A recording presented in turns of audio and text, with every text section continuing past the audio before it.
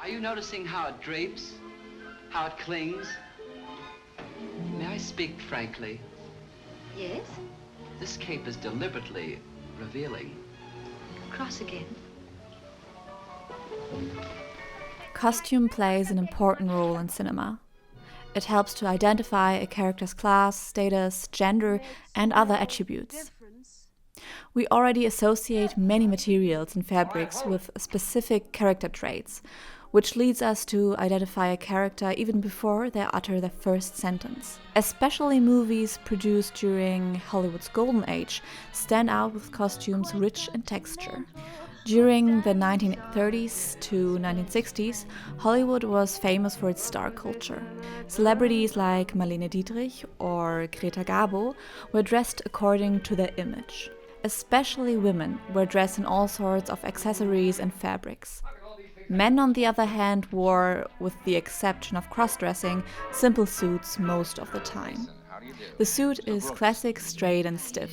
Women, however, are dressed in hypersensitive textiles like fur, tulle or feathers. These hypersensitive fabrics are used repeatedly on the female body during Hollywood's golden age and amplify typically female characteristics. Did you ever have those high heels? They'll be great in the jungle, and the nylons and those 6-ounce lingerie. 3. All right, it's 3. Well, they'll make a big hit in Finland just before you freeze to death. Well, if there's one thing I know, it's how to wear the proper clothes. But how exactly do you define the term hypersensitive? Hypersensitive is being described as excessively or abnormally sensitive. It is an adjective which is used when describing a person. How do you apply this definition to fabrics? Sensitivity does not only apply to person, but also to nature. People are sensitive to their impressions and experiences. Fabrics are sensitive to movement and nature. They adapt to the moving body. They imitate and amplify every step and every breath. A veil dances on the static body and feathers fidget in the wind. By watching movies during the Golden Age era, it comes to attention that these sensitive fabrics are almost exclusively worn by women to amplify their stereotypically female characteristics. Say, they told me you were stupid. You don't sound stupid to me. I can be smart when it's important, but most men don't like it. In Rear Window, the reporter L.B. Jeffries tries to solve a murder observed in the courtyard with the help of his fiancée, Lisa Fremont. Grace Kelly appears in her role as a social and modern career woman in all kinds of elegant costumes. In her first scene, she kisses Jeffries awake and illuminates the room by turning on 3 lamps. She glides through the room wearing a breathtaking dress fashioned after the new look and introduces herself as Lisa Carroll Fremont. The new look represents classic and traditional femininity. A veil made of tulle was wrapped around her arms. Her movement is being amplified by the veil, which elegantly reacts to her movement. Finally, she presents herself in front of Jeffries, and her skirt and veil float around her. Lisa's portrayal borders on feminine perfection. She's aware of her femininity and uses it when she's close to Jeff. Her veil, loosely wrapped around her arms, helps to amplify this femininity because we associate traits like lightness or elegance with female characteristics. Well, you mean good night? I mean what I said. Well, Lisa, couldn't we just... In another scene, Lisa wears a silk dress under a transparent nightrobe. What do you think? Again, she glides through the apartment and presents herself. I will rephrase the question. Her dress is seductive while remaining tasteful and elegant. After a scream is heard from the outside, Lisa hurries to the window to open the blinds. Her robe reacts to her fast movement and sways around her. Lisa's flowing clothes do not only amplify her femininity, but also give movement to the static room. Jeffries can't leave his wheelchair, but Lisa breathes life into the apartment by gliding through the space. Lisa's movement stands in contrast with the immobile Jeffries. Sarah Street describes this contrast and Lisa's performance in front of the man as an issue of sexual difference. It is the combination of excessive femininity and absolute freedom of movement which drives a wedge between the relationship of Lisa and Jeff at the beginning of the film. So that's it. You won't stay here, and I can't go with you. It would be the wrong thing. You don't think either one of us could ever change? Right now, it Lisa's doesn't feminine seem so. perfection, depicted through her clothing, renders her unapproachable to the man. At the same time, her movement contrasts Jeff. He can't leave his wheelchair, which gives him no way to leave his apartment or move freely in his space. He is a static character, unlike Lisa, who is free to come, leave, and move as she likes. Both of these differences to Jeffrey's, femininity and movement, are portrayed through costume. Especially tulle, veils, and transparent fabric emphasize these differences. The veil supports Lisa's role. She is absolute femininity and thereby the opposite of the male protagonist. I'll trade you my feminine intuition for a bed for the night. I'll go along with that. In contrast to transparent fabrics, which trigger a rather subconscious classification, fur is consciously seen as a luxurious product. We associate fur with opulence and wealth, but also eroticism and sensuality. In Some Like It Hot, two musicians, Joe and Jack, go undercover in an all-female band by dressing up as women. There they meet Sugar Cane, portrayed by Marilyn Monroe, a naive musician who tries to find a rich husband in Florida. In Sugar's first scene, she's seen in a dress accentuated with fur on the collar and hem, while racing down the platform with her ukulele. The long fur around her face bobs up and down with every step she takes. Eventually, we get to see the fur at the hem of her skirt. The protagonists, disguised as Josephine and Daphne, look at her spellbound. Look at that! Look how she moves. That's just like Jell-O on springs. Must have some sort of built-in motor or something. I tell you, it's a whole different sex. Marilyn Monroe as Sugar Cane is being depicted as ultimate femininity. But in contrast to Grace Kelly, whose femininity is based on unapproachability and elegance, Sugar's femininity is based on her sexuality. Her attractive movement, admired by the protagonists, are being amplified by the fur. It is the way she moves that makes her seem unbelievably feminine. Her walk, described as Jell-O on springs, is sensual and dynamic.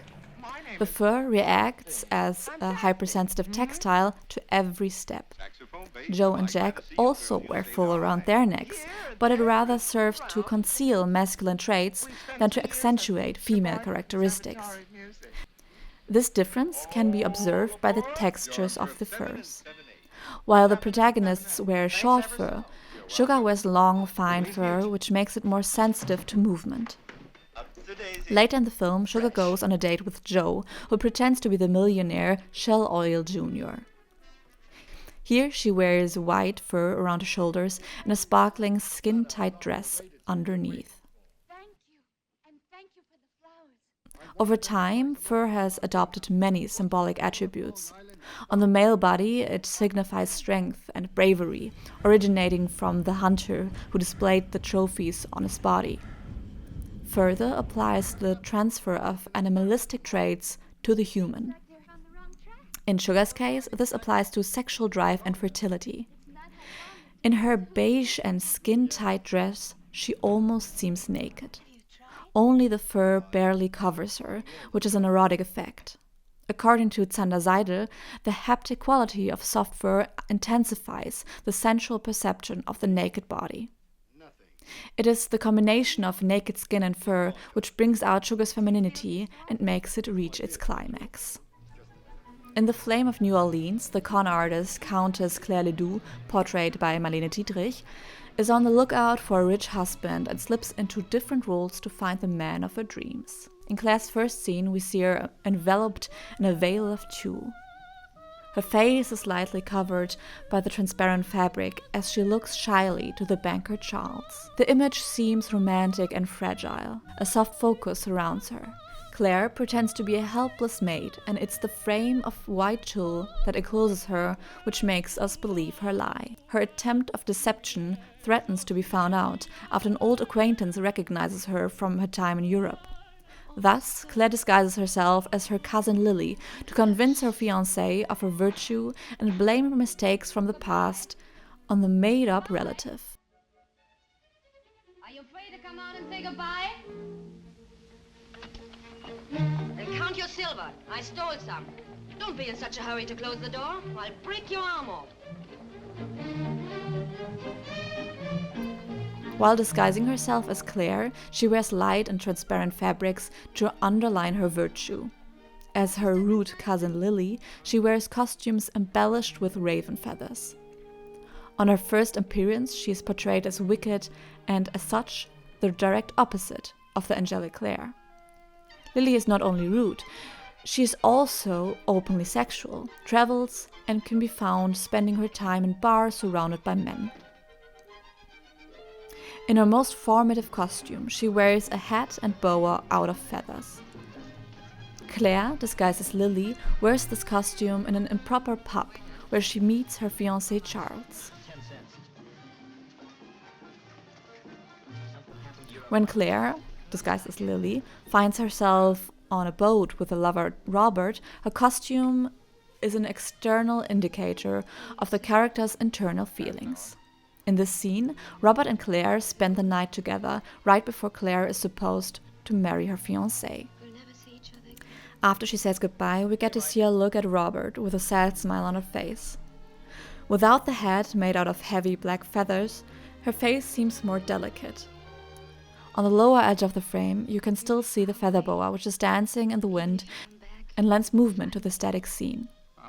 The fluttering feathers can be read as a mirror of her inner feelings. Her feelings are split between marrying the millionaire and following her feelings and staying with Robert. These confusing feelings are expressed through the feathers, which are fluttering nervously. The feathers offer a sensitive texture, which reveal inner emotions.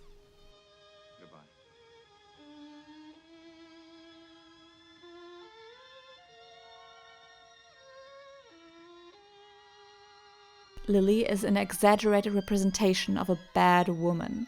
At the same time, she has characteristics of a femme fatale, a stereotype which is associated with animalistic textures like fur and feathers. Indeed, Lily is seen wearing feathers and fur, while Claire wears light and transparent fabric. The feathers are heavy and excessively pompous. Lily is cold, desirable, and sexually aware, which is why she's the opposite of female perfection.